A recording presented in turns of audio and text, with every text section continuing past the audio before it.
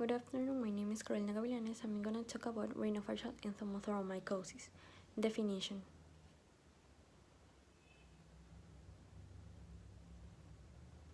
It is a rare subcutaneous fungal infection caused by Onidabolus coronavirus, affecting mainly the upper respiratory mucosa in immunocompromised people.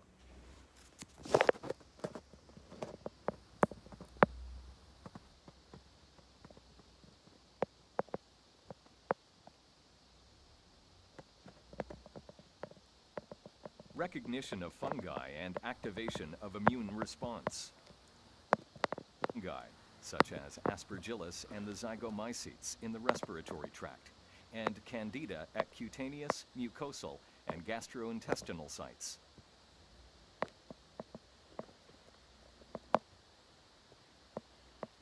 To dendritic cells and macrophages. Fungus or fungal particles bind to cell surface pattern recognition receptors and activate intracellular signaling cascade. Genes for cytokines and chemokines are transcribed. Application in medicine.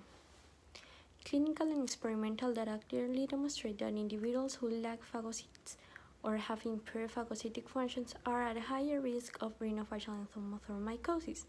In normal people, the spore that reach the respiratory tract adhere itself to the nasal mucus. If there is a wound in the mucous membranes, polymorphonuclear neutrophil phagocytose and destroy the fungal structure in a few minutes.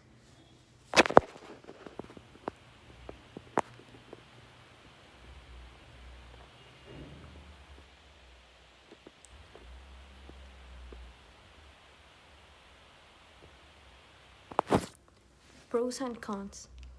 Pros. Correct diagnosis will lead to an effective medical and surgical intervention to manage patients. Antifungal therapy and surgical management independently decrease the likelihood of death. Cons.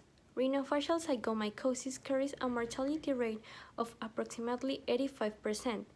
Mortality rates are very high because the time it is suspected and are diagnosed. It has frequently spread diffusely and causes extensive tissue destruction.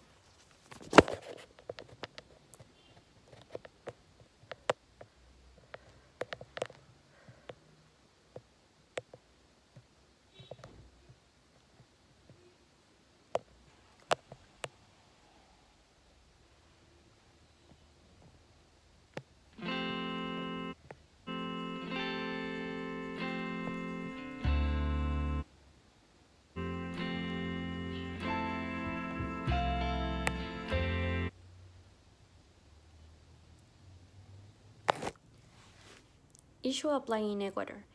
It's a sporadic subcutaneous infection that is largely restricted to tropical areas of Africa, Asia, and South America. According to the latest epidemiological surveys, approximately two-thirds of all zygomycosis cases occur in males. In Ecuador, only patients with HIV/AIDS, cancer, and transplanted were identified, demonstrating that 3% of Ecuadorians' population may be affected by an opportunistic fungal infection as zygomycosis.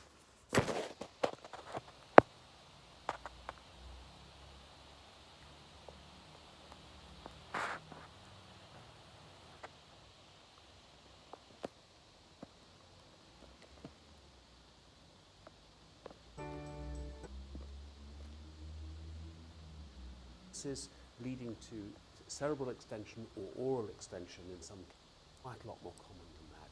And that may be true in other countries where there's a very high incidence of diabetes. As I've indicated, poorly controlled diabetes and acidosis are important underlying factors, but also neutropenia and some transplantation. Conclusions. It's a severe fungal disease that can affect both immunocompetent and immunocompromised individuals. Literature shows the rapid diagnosis and early adequate treatment are fundamental for the disease prognosis.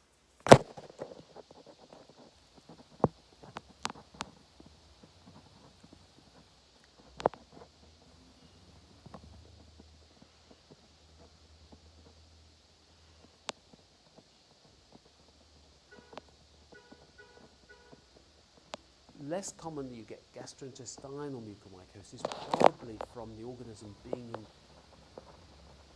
the stomach. The clinical spectrum is shown on this slide. So the commonest is this rhinocerebral form of disease, and that involves the nasal sinuses to begin with, spreading off into the brain and sometimes to the orbital contents.